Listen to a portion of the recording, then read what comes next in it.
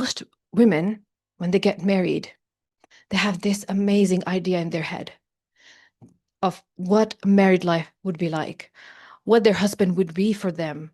They want their husband to be their best friend, their closest friend, their confidant. They can tell him all their secrets. The husband should be very romantic, saying beautiful things, doing nice romantic gestures for the wife, and he should be the problem-solving hero. Whenever she's facing a problem, he is her knight in the shining armor. And on top of that, he is a listening champion. He should know how to listen so attentively so she would feel heard. And he should also be her therapist. Her therapist who would solve all her childhood traumas for her and make her ridiculously happy. He should be a leader in everything, an example to her on how to do things better. And he should be her cheerleader, whatever project she wants to do. And even when she's having self-doubts, he should always be the positive voice that's forcing her to go forward in the positive direction. He should be her protector. Obviously, that's non-negotiable. He should be her advisor, give her amazing advices that would work and make her life amazing. Sometimes we don't realize that we are putting too much roles on one person to fulfill. This is a 10-person job that you want from your husband. This is not fair. And the first time I realized that, it was a very horrible or rude awakening for me. What had happened is I married, and for the first year of my life, we were long distance. And then after that, I came to live with him.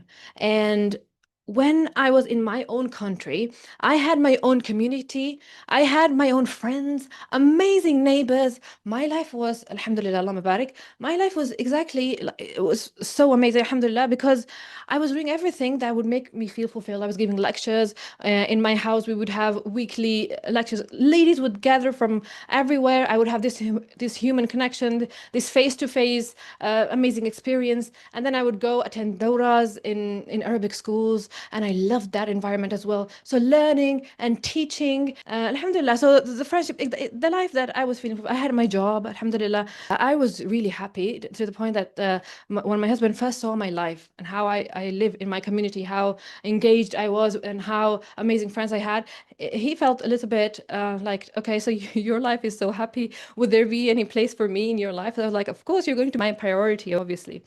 And I was determined to show him that he was my priority. So when I came to live with him, I made him my number one priority. And on top of that, obviously, it was a new place for me, new environment. I had no friends, no job, no community, nobody that I knew. And even when obviously, I was making friendships, meeting people, but then friendship is, subhanAllah, something that develops with time, that it is an investment of your time. And it's a matter of finding a person, your heart, feels something towards.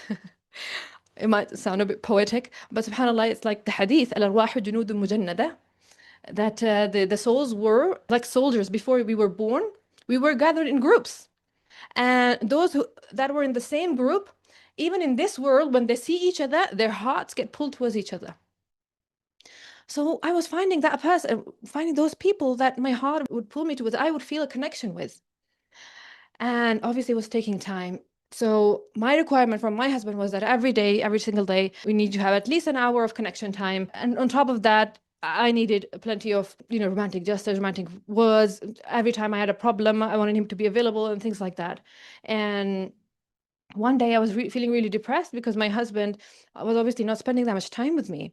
And we started talking. He told me that he expressed in his way that I was expecting too much from him. And that made me feel so hurt. I was so hurt. Like, how dare you say this to me? I didn't say that to him, not in exact words.